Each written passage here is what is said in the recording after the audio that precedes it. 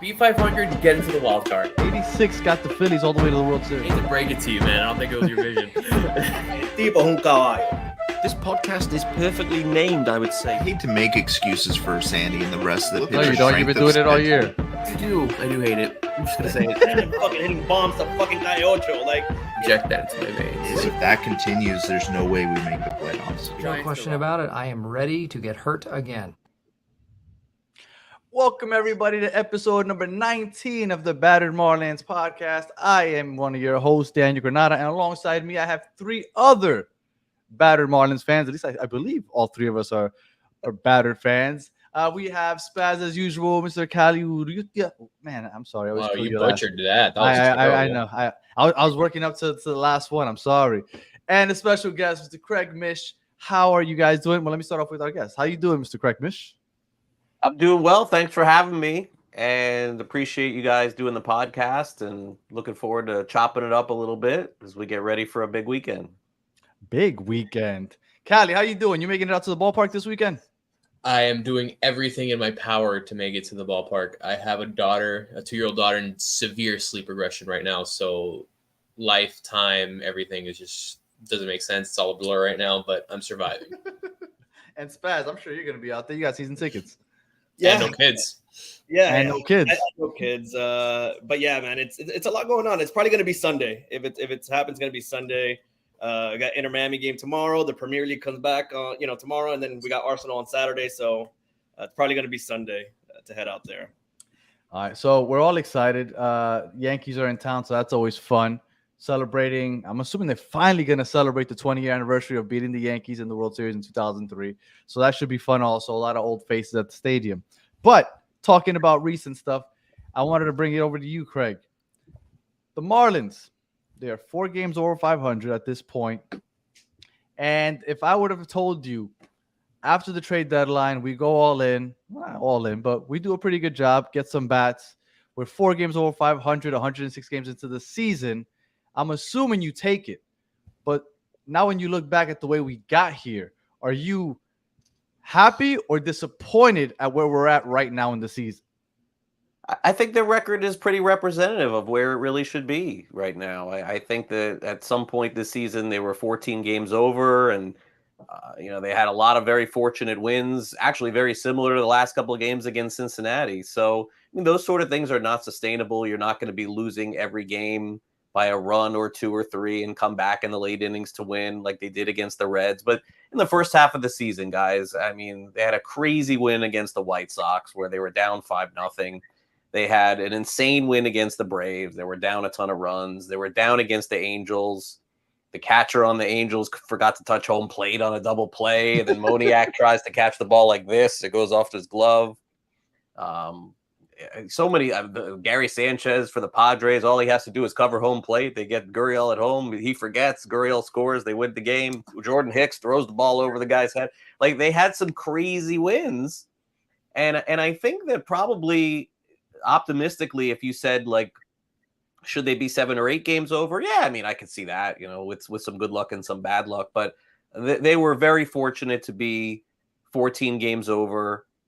They did fare well against Arizona in the first half. They went 4-2 against them. They played even with the Cubs. They beat the Angels on the road. They beat the Red Sox on the road. But really, when you look at it too, they went 3-0 against Oakland. They went 3-0 against Kansas City. They went 6-0 against Washington. That's 12 wins against bad teams. They beat all the bad teams. And it's funny that people always said, oh, they struggle to beat the bad teams. This is never the struggle for the Marlins. The struggle is beating the good teams. And that's what they're going to have to do in the month of August with the Yankees and the Astros and the Dodgers and all those other good teams too. So to summarize, I think that this is probably where they should be. And my guess is at the end of the season, they're going to battle it out for that 3rd wild card spot, probably most likely with the Cubs. It feels like they're going to have to beat the Cubs out again. We're always fighting the Cubs, 2020, 2003. It feels like we are here again, having to beat the Cubs out to make the postseason. Do you think that the Marlins did well by going in on, because we're never buyers at the trade deadline, right? And then that was a debate here on the show. Should we go in and be buyers, or should we kind of write it out and kind of wait for next season? Now, they went in and they got Josh Bell, they got Berger, they got an arm. Do you think they did well trying to go all in this year, or should they have just kind of held back and waited till next year? Well, look, it remains to be seen, but you don't get to be in this position a lot. And as we've seen in the last 20 years, they've been in this position maybe 2 or 3 times. I think the last time they really were in this position, they traded for Andrew Kashner, I think, from San Diego. It was just a total disaster. Yeah. Fernando Rodney, right? That was the other guy they got. This is going back a few years. So, if you're in this position, you have to try. But they also got players for next year. Bell's under contract for next year. Berger's under contract for several years. The Robertson trade, look, that may hurt. We don't know what those kids are going to be. And Robertson will be gone in 2 years, and they probably won't, or 2 months, sorry. And they probably won't re-sign him. So that's the one that we're going to have to wait and quantify later on down the road.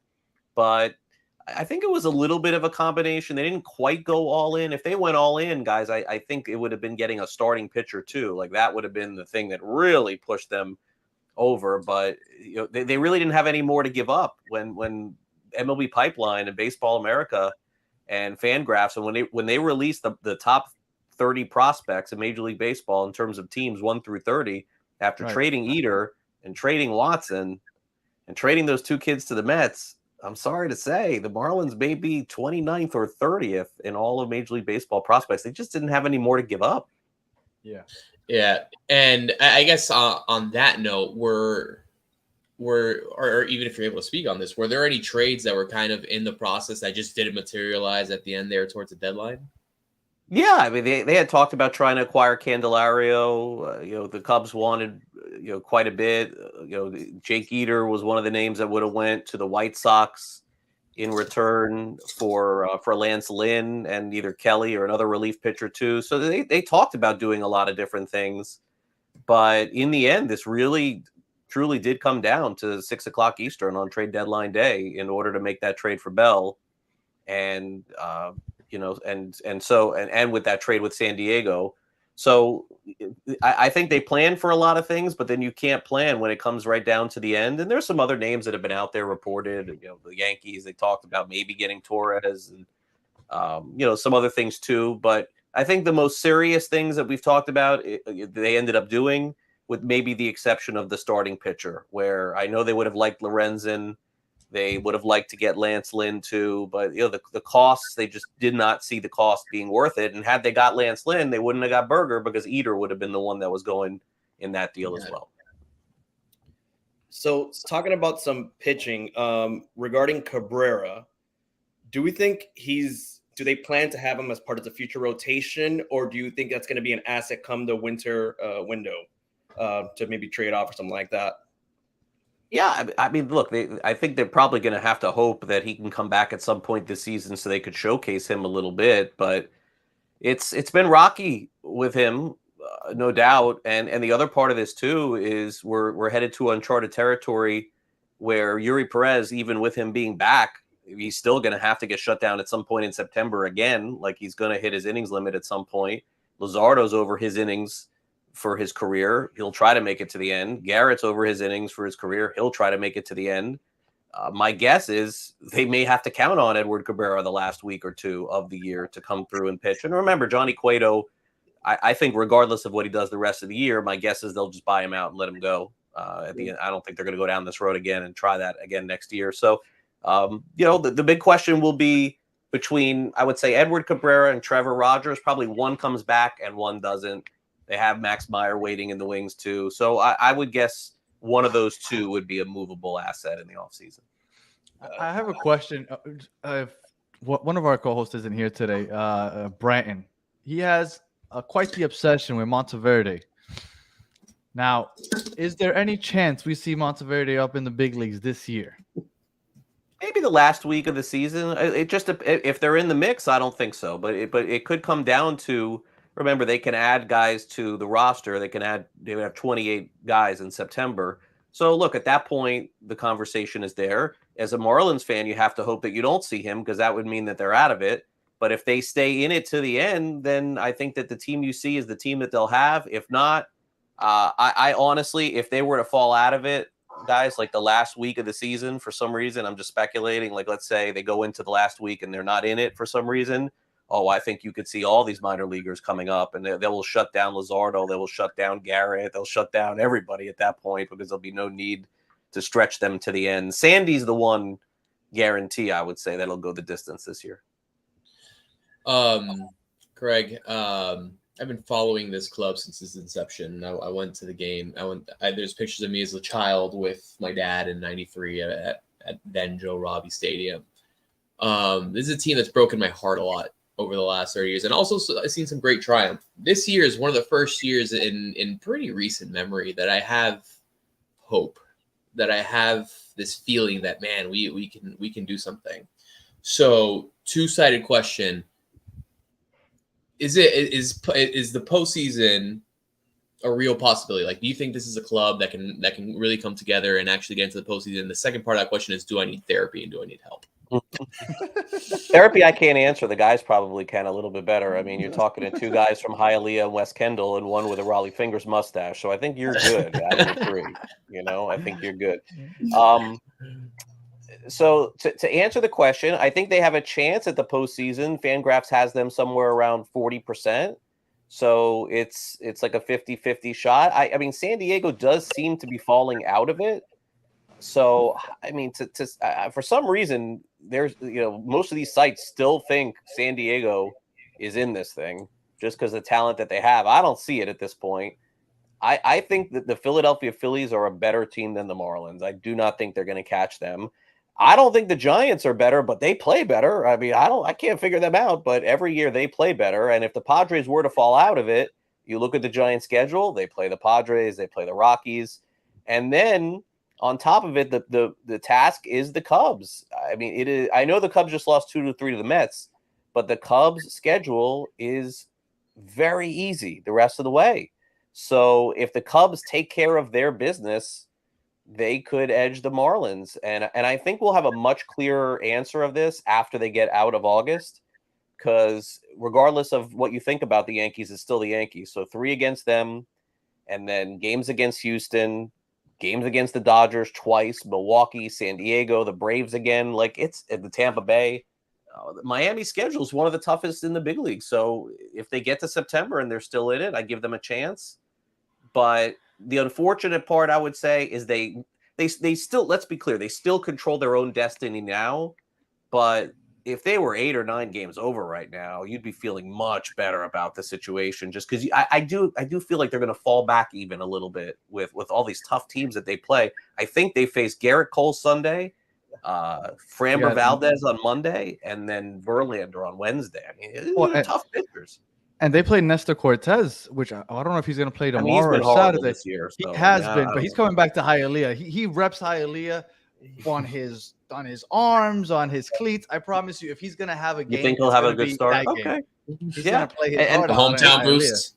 Look, it's possible. And the other thing too, to the point of the Yankees' advantage this weekend, and I don't know how deep you want to get into it, but the Marlins' strength are those left-handed relief pitchers coming in the game and really shutting down other teams' left-handed hitters. The Yankees' main hitters are Stanton and Judge, and those guys are righties. So it's going to be. I mean, they've been going to Scott and Puck and Okert and some of these guys, and it's going to be. Skip is going to have to really put in like Brazoban to get out Stanton and Judge this weekend. So hold on to your hats. What do you think of the whole Puck situation? Because we were singing his praises the first 2 months, and all of it now he's 7th inning guy. He's not even the setup guy. Like Tanner Scott's getting that. What do you say about Puck? Because I was really disappointed with the way he kind of came back from that dead arm. Yeah, I mean, look, there's a lot of different things that you could say. I've talked to a lot of people about it.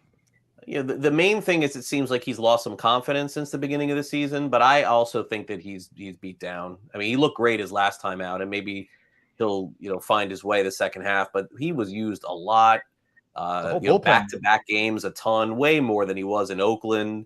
Was never a primary closer until this year. I thought it was a fantastic idea, by the way, of Skip making him the closer, but I thought other guys would have factored into the 9th inning at different times, and they really did not. He just kept going to him, and he did the job. But more likely than not, seems to be more of a confidence issue with him, at least from everything that I hear. But I also tend to think he was overworked a little bit because they were just chasing down so many wins early on in the season. It's like, think about it. They're down 4-1. They have no interest in bringing Puck in. Boom, they score 5 runs. Now they're up. What do? Warm Puck in, bring him in.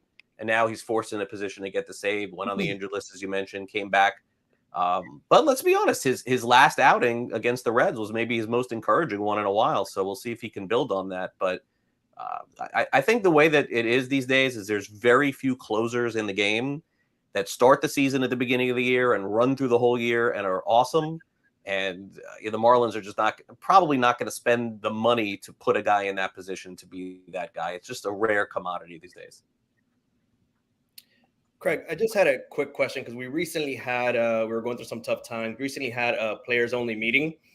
And a few years ago, we had one of those, I forgot where it happened, but we had another one of those players only meetings. You're our eyes and ears. What, was it last year? Yeah. I felt like it was longer than that. Jesus. No, it was last year. Oh, wow. All right. You're our eyes and ears. We look to you. What's the vibe on the club during that time? Like, well, last year is a completely different one to the one this year. So first of all, 2 things. The last year's one was here. Yeah. This year's one was in Cincinnati. Yeah. My understanding is this year's one was really not that big a deal and maybe wouldn't have even have come out if somebody hadn't mentioned it on the team. There was no yelling or screaming or anything like that. I mean, it was a completely different one than the one that they had a year ago. I would say that if you you guys follow the team, if you follow closely, you will know that that a team meeting doesn't have Lucas Sims in the game to throw a pitch to Jorge Soler. He hits a 2-home run. That team meeting meant nothing to that win. And I don't think it meant anything to the win the other day either. But it's nice to have those things to sort of set the record straight a little bit. I really don't think that it meant people could use it if they want to use it and say that that's why they won the last 2 games. I don't think so. I think that they just started. Josh Bell hit 2 home runs. I mean, I don't know. I mean, was it something in the meeting that happened that had it? So. But again, I wasn't there. I wasn't in Cincinnati, so hard to cover it from a distance there. But my understanding from the people that I asked is that it was not significant. Now, unlike last year's, which was very different and very significant. Yes. Yeah. I guess keeping it on a lighter note and maybe get you to take off the Big J Journal hat off a little bit. So in your time covering the Marlins, who's been your favorite player to watch and favorite player to cover? You'll have to be more specific, like as far as like give me a favorite player as far as like just talent wise or person wise or like. I guess let's go one at each. Your favorite one to watch in terms of like he was like that player was just outstanding every time you watched. Maybe there's something about him, and then another one just to cover like the way he carried himself around the media since like the 90s. Yeah, going that far back. Yeah. Wow. Okay. So. As far as talent wise, I think like one of the most dominant players I saw was Sheffield when Sheffield was in his prime and he got traded and it like meant the Marlins were legit in year 2 of an expansion. They traded for him in '94 and he just embraced the role. He was an incredible player. The other one was when the Marlins were kind of turning the corner again after '99 and 2000 and I can speak more to him as the person too, because he became, probably my closest friend that played for the Marlins is Cliff Floyd. Cliff Floyd, when he came in, he wasn't really a factor on that '97 team, but he kind of was part of that next wave before he ended up getting traded right before, unfortunately, that World Series in 2003. So I love to watch him play, and as a person, we shared a lot. Is like almost like family to me, I would say. Cliff Floyd, he and I started a charity foundation also many years ago too, so I can speak to him as well. So those 2 guys, talent wise, from a hitting perspective, were incredible. I think. Dontre Willis, the one season that he had out of nowhere in '03 also was fantastic. Josh Johnson, when he squared off against Roy Halladay in that game where they got like 40,000 people there and Halladay, I believe, pitched a no-hitter and Johnson gave up 1 hit. It was like those are some of the memories that I have there. And then people wise, like there's a lot of guys along the way that I became tighter with. In the last 5-10 years, Brad Ziegler was one that when he came over to the Marlins, it was like, they sold the team and he was part of this like new era. And he was like so helpful to me to kind of, because I was very familiar with the Loria Sampson era, like I had my ins there and my contacts and everything. Then, all these guys are out now. Bruce Sherman buys the team and Derek Jeter is part of this. It's like I needed to lean on Brad Ziegler to find out like what was really going on here with that. He was so helpful to me with that. And then most recently too, Garrett Cooper was another one too that I came to know very well, knew his family very well, and as my son got older and started paying more attention to baseball, he became a fan of his. Got to meet him, got to take batting practice with him one time too. So. That's really cool. There's a lot. There's a lot. Those are just a few. Juan Pierre, Jeff Conine, Mike Lowell, Carl Pavano. It's a really long list, and we've been fortunate here to have a lot of awesome guys. So it's like there's a million awesome guys, and then there's a couple that I would be like, oh, I didn't like them. But there's not many. I'm really disappointed that you didn't bring up Edgar Renteria. Really disappointed. I really didn't have much of a relationship with Edgar Renteria. And again, that goes back to 97, 98. Remember, I'm a young guy too at that time also. It's different for me. And then I am in my early 20s, just getting into, I graduated from high school in 91. So think about that. I'm out of the University of Florida in 95. I'm back down here I'm new to the game here. So it's different for me.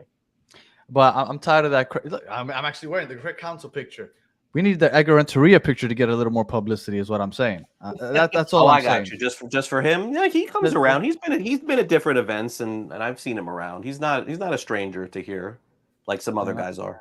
And I've seen that picture with him like being lifted up, like the one that he has like Gary Sheffield. That one's my favorite. He's around. Favorite Marlin all time. He's been to their reunions and things like that. I would say he's not hiding anywhere.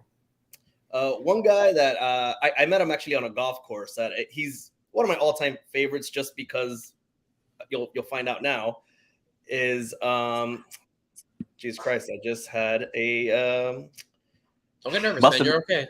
A huge impact. Must have had a huge impact. Yeah, man. He really struck you to your core. Pinch hitter, World Lenny Series. Harris. Lenny Harris. There you go. Jesus Christ. Yeah, man. He means so much to you, clearly. Obviously. Lenny Harris was very proud of that pinch hit record he had. Whoa, was he proud? I'm sure he did. But I did meet him on a golf course, and he's very, very sweet. And I saw his bag. They've had a lot of great guys come through. Austin Dean's another one that when he came through, I got to know him real well. I mean, I know all of them real well. It's just some in the media I've been able to connect with more. That's probably fair to say. Like there's just more in common in life. Like, I would say, and Jazz would probably the same thing. Like I have a great relationship with Jazz too. I think that he would tell you the same thing about me, but it's like, we don't really have a lot in common, it's a different kind of, so it's a different way of, and covering the game has changed so much too, in that sense where, with cell phones and texting and DMs, you could just accomplish so much back in, the 90s, 2000, you had to show up.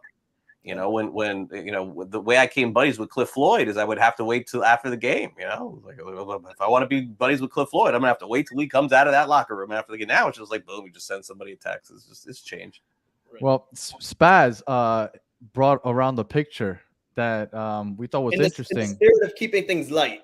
Yes, and I wanted to show it to you, Craig. Tell me what you think of this picture right here. All right. Where's it at? Yeah, that's a good one. How'd you find that? That's incredible. So I don't know when you posted this, but obviously you're our eyes and ears, you're our Marlins guy. But when I think of Craig Mish, I think Craig Mish also is a really stud right there. That's a stud.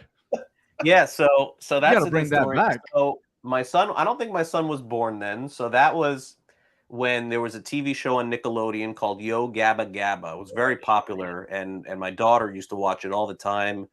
They had like all these characters, and DJ Lance Rock was on the show. I thought the show would be on forever. I don't know what happened with it, but they came to South Florida. I think they were at the Broward Center or something like that. and Biz Markie was part of the show. And growing up a huge hip hop fan in the 80s, 90s, I was a huge. I still have the record. 5 minutes, I could grab a Biz Markie record from the side of my my turntables over here, my DJ equipment, and I was a huge hip hop guy, especially New York hip hop from the 80s and 90s. And so you're big on Woo Wednesdays. And nobody beats the Biz, right? And unfortunately passed away. Yeah, rest in peace. But no, I love that picture, and I think Craig Mish, the hip hop head, you know, like he's very much in the 80s and 90s. When I graduated from college, I'm sorry, yes, when I graduated from the University of Florida, I graduated in 1995, and there weren't like a ton of opportunities right away for me to do exactly what I wanted to do, and so I started DJing, you know. Like I started DJing at different clubs. I actually was like the house DJ at an ice skating rink in North Miami. And I thought for a while, I'm like, you know what, maybe this is just my path, you know, like, and there was a club called Jesse's down in South Beach. You could probably come up with any name and say that was a club on South Beach. Pete's, John's, yes. Jesse's, Steve's, you know, open for a couple months. I used to go to the Cameo Sunday night, or the hip hop night on Sunday nights. I remember I used to, and so I was home for a while. I moved back home with my parents in North Miami, and I'm doing this DJ stuff. And one day my parents were like, wait a second here. Like, we just paid for you to go to college for 4 years, and you're telling us like this is the path? Like, you have a journalism degree and broadcast degree. So finally, I had 2 job offers, and I was sitting on them. One was to go move and be the sports director for a radio station in Iowa, Ottumwa, Iowa. I would have been like the sports person because I knew somebody who was already going to do TV. And it was a friend of mine, a girl who's we were just friends, but she's like, why don't you go do sports and I'll go do the news at this TV station. And then I got another offer to go to Sarasota, Florida, and be the one that put the tapes in the machine and recorded the anchors while they were talking. And I wussed out and I went to Sarasota, and that's how it all started. Have you taken the chance to be the DJ for any Marlins game? Have you asked, like, you want to be the one running the? No. We gotta make that happen. So Craig, I actually know the DJ. I know the guy that produces a lot of the sound stuff for the game. So when you're ready, yes, let me know, man. We do it on a Wednesday. Oh, there we go. There it is, man. What we got to do is we got to have you in the booth on Flashback Friday. If you guys are true 80s hip hop, then you know what this is. No, I'm not true 80s hip hop. But give me a 90s and I'll call it out. 90s? Oh, this is a good one. This is a good Miami one. This is a good. Here you go. He's gonna pull out DJ Laz Journey into Bass. Are you? No. How old are you guys? Do you have a crate? Crates? Are you kidding me? I got thousands of records right here. Crates. 36. I didn't know we were going to talk about this, but are you guys? When were you guys born? 85. I was born the year you graduated from high school. 86. I was born 91. Okay, so this is a record from 1980s. I mean, this is not one of my favorites, by the way. It's just sitting right here, so I grabbed it. But I don't know if you ever heard of this guy. MC Shy, yeah. No, not I. It's a little before my time. Craig, you might appreciate this. So my wife, one of her holiday parties, which is one of my favorite holiday parties I've ever attended, the special guest, every holiday party, they would have a special guest, like either a DJ or a performer or whatnot. And one of the years, it was Shock G from Digital Underground. Yeah. So it was the most intimate. I mean, it's just her company, and it's Shock G performing, and I'm going. Yeah. Well, we did it all. And then Nothing But Trouble. I'm sure you remember Nothing But Trouble, the movie. Yes. The terrible movie. But the same song was in the movie, right? Exactly. So I'm like, you guys don't even know who you're talking to here tonight. You know. You know what? We're pulling back I the did not onion see here. this. Look at this. Well, that's why I wanted to bring up the Biz Markie, because I know that you know. Chris, so. Chris in the comments. Chris in the comments. Craig is about that life. Not so Nas and Wu-Tang, I think, are coming to the Hard Rock, but in doing my my recon for it, I think, like, for whatever reason, like, Method Man is not with Wu-Tang and stuff. Like, I'm not really sure what they're doing on that tour, but yeah. I saw them years ago, and it wasn't. It was like you get some members, you don't get all the members. I would like to get all the members. Would you like to hear my Method Man story? I can tell you. Yes, please. Okay. So in 1990, okay, so I graduated in 95. So in 1993, peak Wu-Tang. Okay. Method Man. I think he put out Tikal. I think that was the album he had. He went on tour, and he went to a place in Gainesville called the Florida Theater, and I went to the TV station from the University of Florida, and I said I wanted to do an interview and a story on it. So they were like, okay. Now remember, taking a TV camera back then was like the gear, and then there was like a box with it, and there was all this stuff. So it was me and a cameraman. And so we go to the concert. They say he's going to speak before. There's just weed everywhere. There's no chance of any of this happening. I'm realizing very quickly. So the concert starts, and the audio is horrendous. It's terrible. You can't hear him. Everyone's going pissed off, screaming, yelling. It's just not going well. He tries to start like "Bring the Pain." That's a song like several times. Can't get it going. Jumps on top of like not the person, but like the audio board. Like you just envision him just like jumping on, like banging on it, pissed off. Gets on the mic and says, "All you MFers, get your money back." Drops the mic, leaves. That is fantastic. Riot ensues. People are going bananas, and we're recording this whole entire thing. It's all going on. It's all go crazy.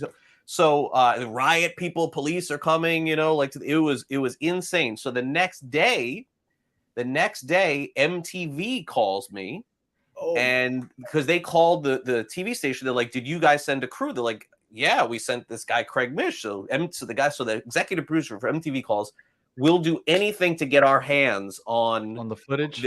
On this footage. And so I go, of course, my cameraman screwed the whole thing up, but we got all the audio of everything that he said, but the video you can't really see because he's like scared out of his mind. I was scared too. And so they paid us for it. And it wasn't much, maybe a couple $100. But I said, the only way that I'm going to give you this video is if you give me an interview to work at MTV. The guy's like, done. Sent them the video. He does it. I go to New York. I flew up to New York. And I walk into the MTV. This is the heyday of MTV. I walk into MTV's offices. I couldn't have been more unprepared to do an interview with MTV. Like I didn't know what I was thinking I was doing, but like people were like looking at me like, what is going on here? Needless to say, I did not get the job at the time, but he did honor his commitment. He did tell me that the interview. And I did get an interview with MTV. So that's my Method Man story. Oh, that's man. Fantastic story. That's fantastic. And Mike B here in the comments, they were playing Wu-Tang at my grandmother's nursing home. Wow. Okay. There's weed everywhere there too. That's a banging nursing home. So we got to get you on the DJ turntable at the stadium, either on a Wu Wednesday or on I'm an old Flashback school Friday. guy. Like I got the Techniques 1200s. Like, I mean, I do have some of the software. I messed around with it for a while. Like Serato or something like that? Yes, I had. So that's what it was. I was doing Serato probably for about a year, and and recording some of the instrumentals and throwing them in Serato and trying to come up with like different mixes and stuff like that. But life just got in the way. I mean, every once in a while I'll turn on the turntables, but I'm embarrassed to say that they don't come on that often anymore. It's just life has gotten in the way of it. But I did several years ago meet somebody in North Miami, and he was like a Techniques 1200s dealer. Or where he got these, I have no idea. I didn't ask any questions. It was like in this guy's backyard. It was like chickens running around. I went there. I think it was like $800 a piece or $1,000. They were very expensive even then, but I'm just like peeling off hundreds. I'm like, yep, I'll take that. I'll take two. And the guy gave me a mixer, and then I upgraded my mixer. And now if I use the turntables, it's just to listen. I don't really mix that often, but I would assume it's like riding a bike. They threw me in center field. I probably could do it. We got to get that happen. Cali, get your guy. We got to get Craig out there. You're a record. Yeah, I'm talking to my boy Frank. I know he listens sometimes. I don't know if he's watching. We're gonna make this happen. I have to go Flashback Friday. Flashback Friday. I'm not gonna lie to you. Before this, I would never have believed that, one, that you were such a big hip hop head, and two, that you just had random crates of records right next to you. I'm gonna even hold on. Let me make sure this is still going. I'm gonna tell you one more story I want to share, and then we'll stop. Go for it. Okay. All right. One more story. We got it. It's not a baseball story because it's very recent. All good. And I want to share it, and then we're done here because I haven't told this story publicly to anybody yet, but everybody in my family knows because it's just crazy. It's great. So I graduated from North Miami Senior High School in 1991. Usually, what somebody says back to me is, "Oh, NMB." No. I went to North Miami High School in 1991. You probably would not guess that. Just generally speaking. It was a tougher school, even in the 99. North Miami is where I grew up. I mean, I grew up on 135th Street in North Miami. Why I ended up there, who knows? But that's where I grew up. So, but I was able to make a lot of friends, and respectfully, again, not pumping myself up here. I was popular. I was very popular at North Miami High School. So much so that not only was I the vice president of the school, but guys, I was the homecoming king. I was the homecoming king in 1995. And the point of this whole story is to tell you the ending. It's not for me to tell you I was the homecoming king. Is that I had two queens for homecoming. I had two queens, two girls of different ethnic persuasion. But I had two, right? It was super cool. And we went out there. I danced with both of them at the dance. One of the girls went to the University of Florida. We kept in touch.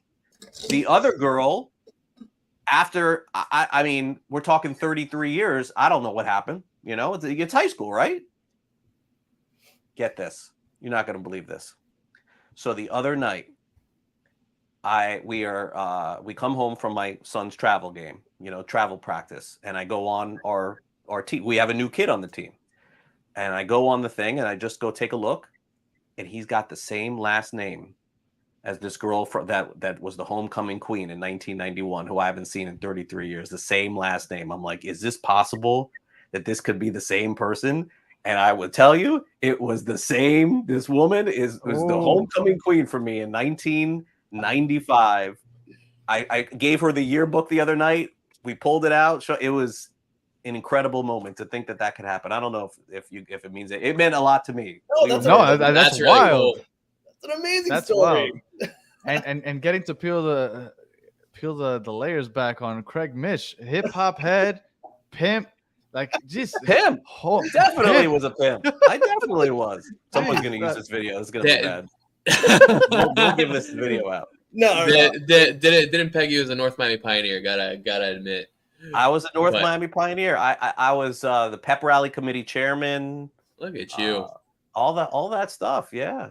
I think I came out to NWA songs. Like, wow, it was a crazy time. I got a brand new love for you, Craig. I'm telling you that right now. Just all right. So I know you gotta head out. So we just wanted to ask. Was there anything on the Marlins that I didn't cover for you guys?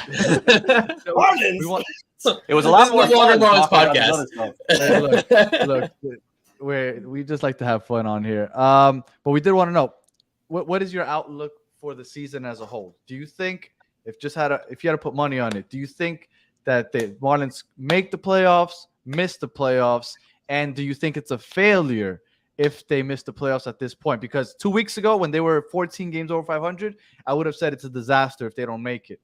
And I mean, I feel like that's where they'll play. No, I don't think it's a failure if they don't make it. I think if they finish under 500 at this point, I think it would be a disappointment. I would say that is fair given where they were to go from 14 over. Remember, Arizona was 14 over too. They're 500 right now also. So they're not alone in this collapse, but at least Miami's won a couple in a row.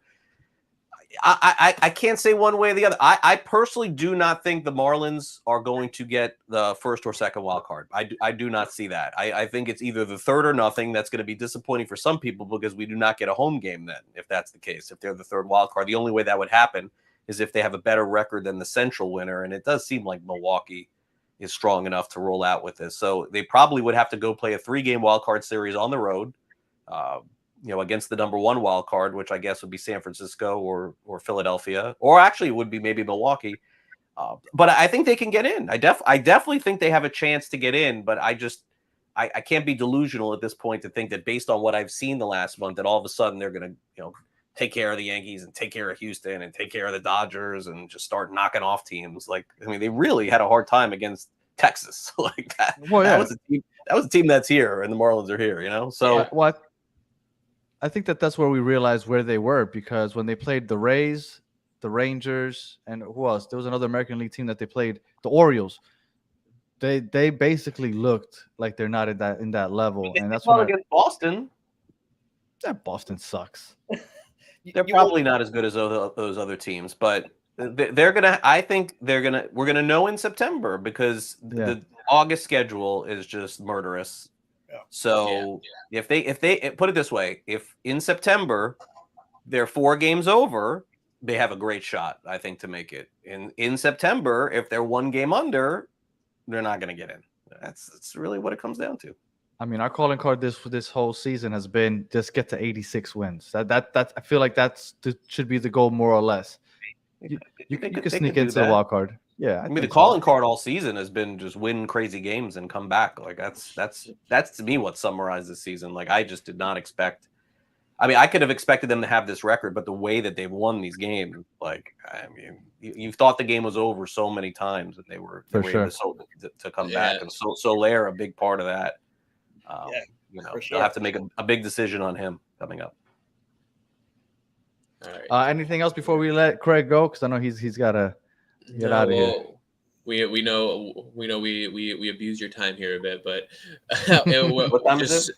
No, listen, it was fun. It was fun talking to you guys, but I mean, I'm sorry that it wasn't as much Marlin stuff, but these stories, this was better. This was better. I will tell you this: these stories that I've told you, I have not told anybody else on the air. I would tell you that. So you definitely got exclusive content. We can do this again. It's fine, but I really do thank you for your time and thank you for those stories. I mean, that's why I brought up the Bismarcky, man. I know you're a man who knows. So did you have any other pictures, or that was the only one? No, that was the only picture. That's the only one we dug up from the archives. We're gonna find that prom picture, and we're gonna ask you on. Just know when I ask you on again, just know it's ready. We found something. That's what I'll do is before the next one, I let her name is Nai T. She has the yearbook right now because she was all emotional. But I will get the yearbook back, and I will take a picture of that with me. Well, you can see my arms with me with the 2 queens, one on the left, one on the right, and I'll send it to you. And right, you get that picture. We'll set up another date for this. Definitely. And by the way, I still have the King's crown. Don't get it twisted. I still have that thing. You gotta wear it while you're DJing in center field. We gotta figure this out. I have a DJ name. You know what? I actually have a DJ name. Anybody? I'll tell you if you guys could guess it.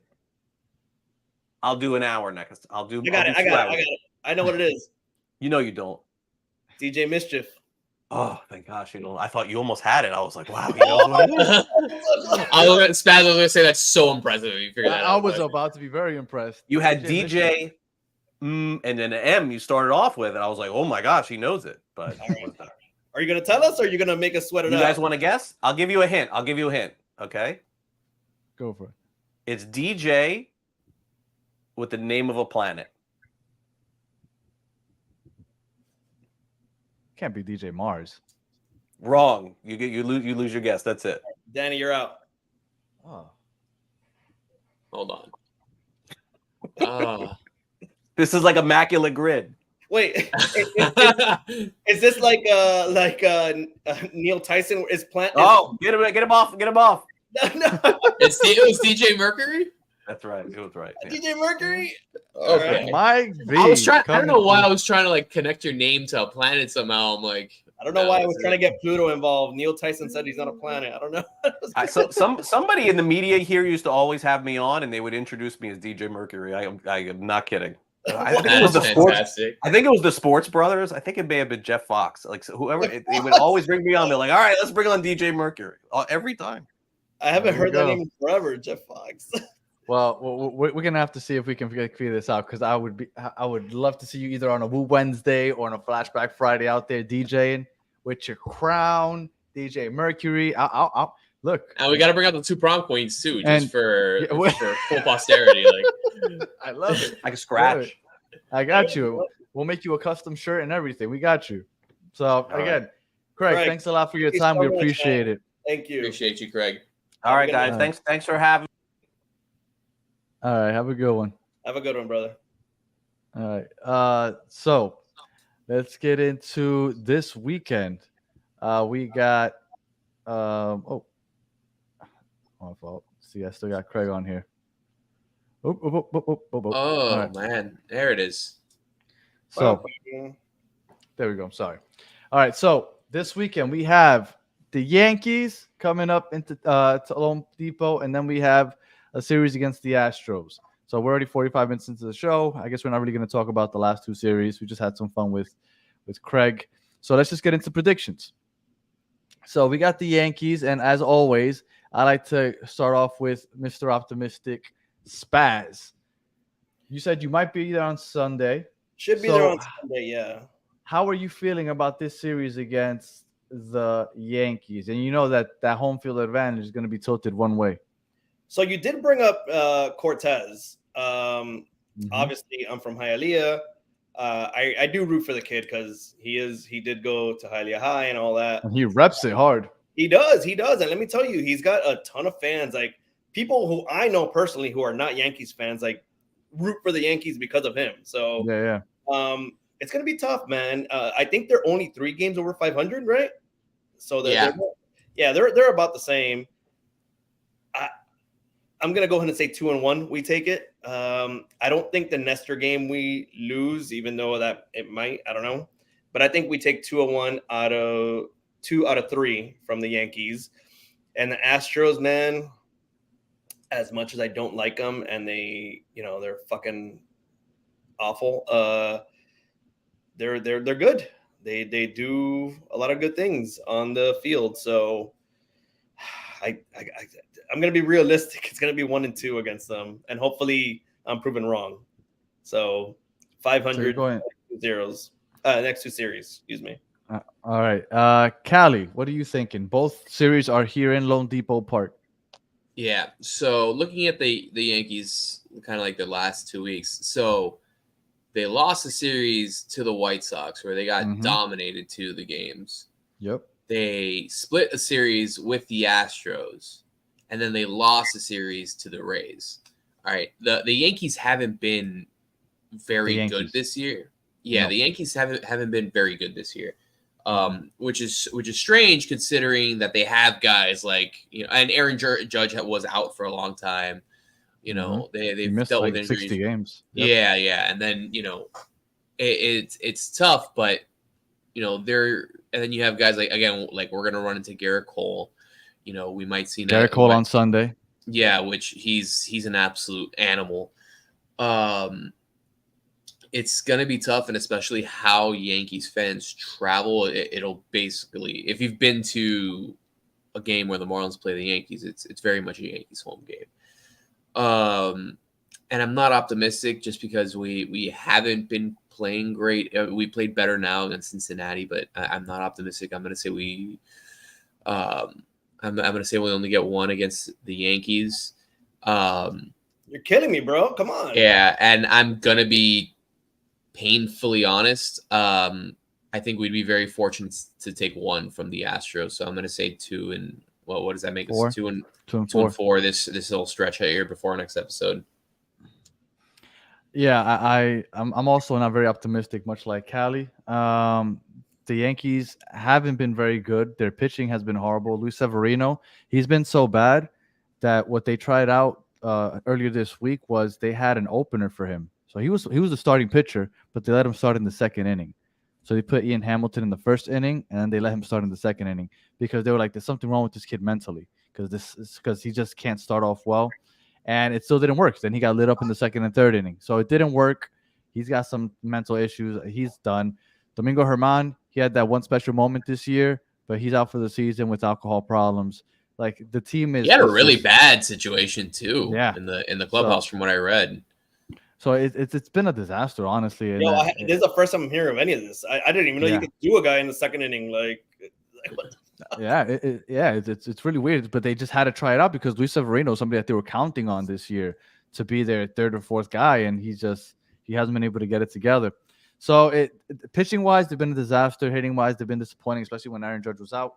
I don't think that that the Marlins take this series. I think they get one out of this series, and I honestly think they get swept by the Astros. I think they go 1-5 in the next 6. Would that kill me? Yes, because if they go 1-5, we'll go into the next episode next Thursday, and we will be 61-61, exactly at 500. I hope I'm wrong, but that's kind of where I see things going because the Astros are just they're the Astros, right? They're the team of the last decade, and then the Yankees, home field. Garrett Cole is the only good thing that the Yankees have going, and I think that Nestor Cortez, whatever day, whether it be Friday or Saturday pitches, I think he's gonna come out guns blazing just to rep his Hialeah. And I had a question for you guys, and I wanted to ask Craig Mish, and I completely forgot. And obviously, I know Miggy was a big deal here for those years that he was here, but Giancarlo Stanton, he won the MVP here. He had a special season. Is there going to be any like special treatment or fans cheering for him, or is that going to be like is it he's here, but it's not a big deal? No, I mean he was such a huge. We saw him grow up. Like he's very much like this generation's Miggy, in the sense that we saw people don't talk about him in the same way though. We have the retrospect of seeing Miggy's entire career play out, and also Miggy won a ring here. Yeah, that's true. But with Stan, he's still relatively young, you know, and we saw him grow up. We saw him come into the league as Mike Stanton, right? Yeah, we saw him wear black and teal. He was one of the last teams to ever wear it. Opened up the new ballpark and all that stuff, and then he started going by Giancarlo and all that stuff, and just started hitting dingers all over the place. And yeah, he had the MVP. He was a home run leader, like, you know, almost hit 60. Yeah, almost. Yeah, man. There's a lot of love there, and I love Stanton still, man. Like when I still get jazzed up when I see him hit a home run or anything like that, because he's you know, at the end of the day he's one of us, man. And it's unfortunately it's been the story of the Marlins, right? Like we've had young guys come up with us, they leave and they have great careers, or some guys take a pit stop here and it looks like they're gonna last, you know. And you know, it's just the nature of the beast. But I do think when it's all said and done, we'll look at Stanton. A lot of people are gonna look at Stanton the same way that they look at Miggy. That like, man, what could have been if he actually stuck around and played with us? Yeah, I do think a lot of people have love for Stan, myself included. I mean, I think I told you I went to Yankee Stadium and I went to go see. And when Stan was going up, I was standing up, clapping for him and rooting for him. Meanwhile, Yankee Stadium was booing for him because he was on a slump, and that's how Yankee Stadium is. But I loved him. My wife and I had a little Stanton little dollies to sell at the park, and we used to take it all the time. And I love him a lot. And if I get to see him, I'm going to cheer for him. So no, I got a lot of fun. I think most Marlins fans feel that way anyway. Like, yeah, I was going to say, it's not like he's a guy that like left on bad terms or anything like that. Like, for example, kind of how Hanley went out, like it was kind of like an ugly breakup towards the end there. Like I know some Marlins fans held some animosity towards him. And there's a couple other guys like that too. But Stan, like Loria gave him a fat contract. What was it? 10 years, $300 million. Just one that he never intended to pay. Yeah, exactly. He did that to raise the value of the club so he can sell it. That was 100% why he did that. If anything, we were happy to see him leave. We're like, oh yeah, we don't want to pay this ever. Like, yeah, and I think, I remember when it happened, I'm like, there's no way he's seeing all of that here. Like, it was 100% done to be able to sell him to one of the three big markets at the time, which would have been the Yankees, the Red Sox, and at the time probably still the Dodgers. And you know, it's so I don't think there's any animosity. Like if I make it to a game this weekend, and I'm very much trying to do that. It won't be on Sunday because Liverpool play on Sunday. So, but I'm gonna try and go more than likely Saturday. You know, I hope I get to see him, and you know, I hope the Yankees score one run, and I hope it's on a Stanton bomb.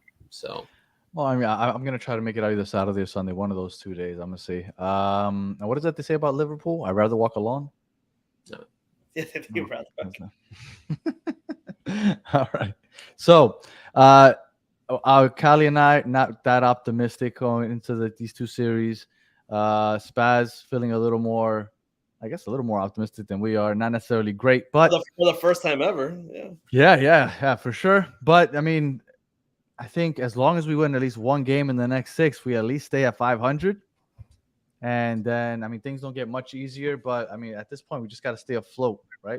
So we'll see how things go. And we'll see if Brighton is back next week. But any final thoughts, guys? August is going to be rough. September is going to be rough. I'm here peeking at the schedule now, and Craig mentioned when he was on, we have the Yankees, the Astros, then we have the Dodgers and the Padres. Then we get a bit of a reprieve with the Nationals. We play the Nationals in 2 different series, sandwiched by a home series with the Rays. And then September again, Nationals, Dodgers, Phillies, Brewers, Braves, Mets, Brewers, Mets, Pirates. It's rough. It's rough out here, guys. Bro, goddamn. Jesus. My hopes of making a playoff are dwindling rapidly, especially kind of staring at the schedule in the face. But let's just enjoy it, man. I mean, it's crazy that we're in August now. We basically have a month and a half left of regular season baseball. So let's enjoy it. Let's write it out and go to the flashback. I think this Friday, I'm kind of like the GIF from Always Sunny when Charlie Day is like smoking the cigarette and he's like pointing to the board and all that stuff, like kind of like trying to connect the dots. Yeah, it's the Pepe Silva one. I'm kind of like that because I was looking through Marlins Instagram and their posts, so I have a belief that some of the guys that will be there on Friday and this weekend are Josh Beckett, Juan Pierre, and Derek Lee. So they posted something. I think Josh Beckett is a sure thing. I hope so. I love Josh. I had his glove. I didn't pitch very much, and I loved Beckett growing up. So I think it was my 7th or 8th grade year. He had a Wilson A2000 that had the dial here that you had to turn it to tighten it. And I made my dad, I begged my dad to get him. He's like, you barely even pitch. I'm like, I don't care. I want it. And I used to do a thing that he put the glove here and you could just see the eyes. Oh, and I used to bend the hat with the umbrella brim type of thing. So this guy. I love Beckett, man. I love Beckett. Any final thoughts, Spaz? No, man, go out to the park if you can, because those Yankees fans always take over. All the snowbirds, they come out of nowhere. I mean, for sure, the upper level is gonna be filled. It's gonna be crazy. So get out to the park if you can, and man, subscribe, come back. We're bringing Mish back for a whole nother episode in a few weeks with some new pictures. Yeah, we gotta go drive into those. We know the high school. We just gotta find the yearbook now. Yeah, no, it's on. Don't worry about that. But he messed up with someone who has access to Miami-Dade County public school system. So 2 people actually. There you go. I'm gonna dig my nails into this one. I see a bearded fanatic in the chat. I get to join him on Tuesday. That's right. Yes, that's right. Callie will be joining us on the bearded fanatic. The Battered Fins Fans show on Tuesday night. We go live at 9:00. So if you're a Dolphins fan, go ahead and make sure that you like and subscribe to that channel also. As Callie will be joining us to talk some Dolphins. The other fish that break my heart. That's it. So if you were listening on audio and listen all the way through, we appreciate you. Please like and leave a comment, review, all that other good stuff, 5 stars. And if you were listening on YouTube, thank you for listening all the way to the end. If you were live and participated in the chat, thank you as always. The chat is always our favorite part of the show. And Craig Mish, again, thank you. Thank you. Mean, we did Marlins talk for 15 minutes, and then we just went hardcore, hip-hop head, pimp, crowns, DJing. I loved it. I really appreciate him taking the time to join us. So thank you for that. And until the next one, have a good one. Peace.